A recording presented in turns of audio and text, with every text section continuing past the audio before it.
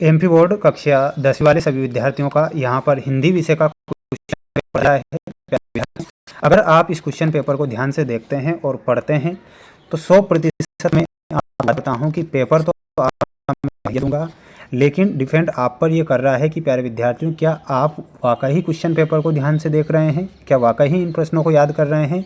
अगर आप इन प्रश्नों को याद कर रहे हैं तो प्यारे विद्यार्थियों बेफिक्र हो जाइए, क्योंकि ऐसे प्रश्न मैं बता रहा हूं जो कि 100% प्यारे विद्यार्थियों आपकी परीक्षा में आएंगे, क्योंकि मेरे द्वारा आपको मोस्ट इम्पोर्टेंट क्वेश्चन पेपर बताए जा रहे हैं जो कि परीक्षा में बने हैं।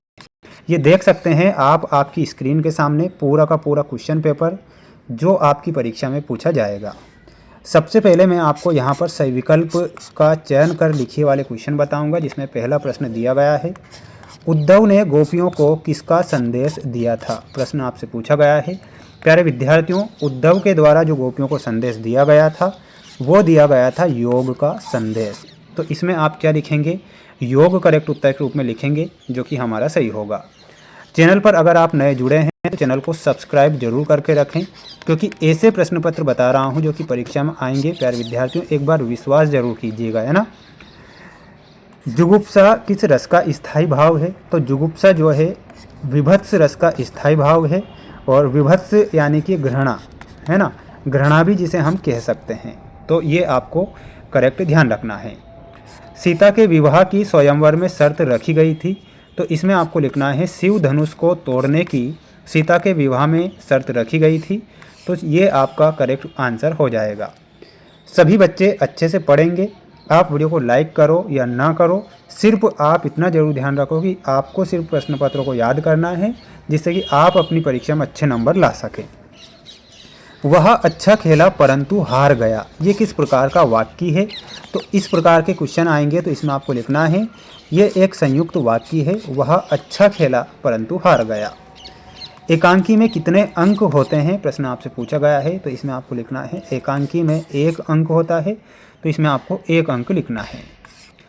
अगला है राम लक्ष्मण के गुरु का क्या नाम था। तो राम लक्ष्मण के जो गुरु थे, तो इसमें आपको लिखना है राम लक्ष्मण के गुरु का नाम विश्वामित्र था। तो विश्वामित्र आप करेक्ट उत्तर के रूप में ध्यान रखेंगे। माय डियर फ्रेंड्स, दूसरा प्रश्न आपको यहाँ पर दिया गया है, जिसमें आपको रिक्त स्थान फिल करने हैं। पहला है रिपोर्ताज मूल रूप से भाषा का शब्द है। तो रिपोर्ताज जो है मूल रूप से फ्रेंच भाषा का शब्द है। किस भाषा का है, फ्रेंच। भोलानाथ के मस्तक पर टीका लगा होता है। तो इसमें आपको लिखना है भभूत का, क्या लिखना है, भभूत का टीका लगा होता है। शब्द शक्ति के कितने भेद होते हैं। तो शब्द शक्ति के 3 भेद होते हैं, अभिधा, लक्षणा और व्यंजना। सूरदास जी के गुरु कौन थे। तो सूरदास के जो गुरु थे वो थे वल्लभाचार्य। ठीक है, तो यहाँ पर आप क्या लिखेंगे, वल्लभाचार्य सूरदास जी के गुरु थे, तो वल्लभाचार्य करेंगे।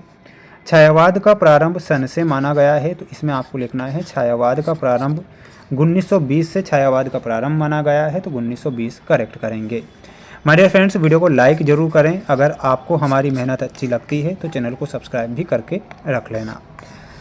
अगला प्रश्न दिया गया है कामायनी कवि की रचना है। तो कामायनी जो है वो जयशंकर प्रसाद की रचना है। तो इसमें आपको क्या लिखना है, जयशंकर प्रसाद। अट नहीं रही है कवि की रचना है। तो ये नागार्जुन की रचना है। किसकी है, तो यहाँ पर आप लिखेंगे नागार्जुन, नागार्जुन सही होगा। नेक्स्ट क्वेश्चन की ओर अब हम बढ़ेंगे। इसमें आप यहाँ पर दी गई है जोड़ी, है ना, ये पूरी जोड़ी है। बड़ी टोकरी, तो बड़ी टोकरी में यहाँ पर आपको मिलाना है डोको, क्या मिलाना है, डोको। विद्युत छवि में आपको मिलाना रहेगा प्यारे विद्यार्थियों उर में। पतितों के देश में ये एक उपन्यास है। कहानी के 6 तत्व होते हैं।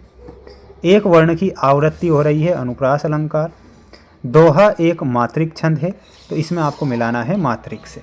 ठीक है, तो ये आपकी जोड़ी कंप्लीट हो चुकी है। पेपर के पीडीएफ हमारे ऐप पर मिलेंगे। ऐप का नाम है मेंस एजुकेशन ऐप, जिसकी लिंक मैंने डिस्क्रिप्शन में दे रखी है। तो प्यारे विद्यार्थियों, मेंस एजुकेशन ऐप के माध्यम से पेपर के पीडीएफ आप डाउनलोड कर सकते हैं। अगला प्रश्न दिया गया है, जिसमें आपको एक शब्द या एक वाक्य में उत्तर देना है। प्रबंध काव्य के कितने भेद होते हैं। तो प्यारे विद्यार्थियों, प्रबंध काव्य के 2 भेद होते हैं। वीर रस का स्थायी भाव क्या है। तो वीर रस का जो स्थायी भाव है वो है उत्साह। भोलानाथ का वास्तविक नाम क्या था? तो भोलानाथ का वास्तविक नाम था तारकेश्वर नाथ। क्या लिखना है? तारकेश्वर नाथ, यानी कि भोलानाथ उनके जो पिताजी हैं प्यार से कहकर पुकारते थे। आत्मकथा के रचयिता कौन है? तो इसमें आप लिखिएगा जयशंकर प्रसाद जो हैं आत्मकथा के रचयिता हैं, तो जयशंकर प्रसाद आपका यहाँ पर सही होगा। नंद नंदन शब्द का प्रयोग किसके लिए किया गया है? तो इसमें आपको लिखना है श्री कृष्ण के लिए, श्री कृष्ण। क्रिया की विशेषता बताने वाले शब्दों को क्या कहते हैं? तो उन्हें कहा गया है क्रिया विशेषण। क्या कहते हैं? तो यहाँ पर आपको लिखना है क्रिया विशेषण। ये आपका करेक्ट होगा। स्क्रीनशॉट ले लेना है सभी स्टूडेंट्स को और पढ़ लेना है इन सभी प्रश्नों को। सत्य असत्य में देखिएगा, प्रश्न आपसे पूछा गया है। निराला जी ने बादलों की तुलना बच्चों की बाल कल्पना से की है, तो प्यारे विद्यार्थियों इसमें आपको सत्य लिखना है। ओरिजिनल एवं आइडिया आगत शब्द हैं, ये भी आपका सत्य हो जाएगा। रकम रकम का अर्थ आसपास होता है, तो इसमें आपको असत्य लिखना है। संगीत के लिए 5 शर्तें किए गए हैं, तो ये आपको असत्य लिखना है। शब्द गुण 3 प्रकार के होते हैं, तो बिल्कुल ये आपका क्या हो जाएगा? सत्य है ना, सॉरी यहाँ पर सत्य लिखना है। अंगूठा दिखाना मुहावरे का अर्थ होता है चिढ़ाना, बिल्कुल ये आपका सत्य हो जाएगा। ठीक है, स्क्रीनशॉट आप ले लीजिएगा आप सभी छात्र। माय फ्रेंड्स, सभी प्रश्नों के जो आंसर है ऐप पर मिलेंगे, एक लिंक डिस्क्रिप्शन में दे रखी है। ये आपका जो अगला सेट पेपर है सेट बी। सेट बी जो है प्यारे विद्यार्थियों मैं आपको नेक्स्ट वीडियो में बताऊंगा। नेक्स्ट वीडियो के लिए आप चैनल को सब्सक्राइब जरूर करें, क्योंकि मोस्ट इंपॉर्टेंट क्वेश्चन जो मैं बता रहा हूं परीक्षा में प्रश्न बनेंगे और आपको अच्छे नंबर मिलेंगे, यही कोशिश मैं यहाँ पर कर रहा हूँ।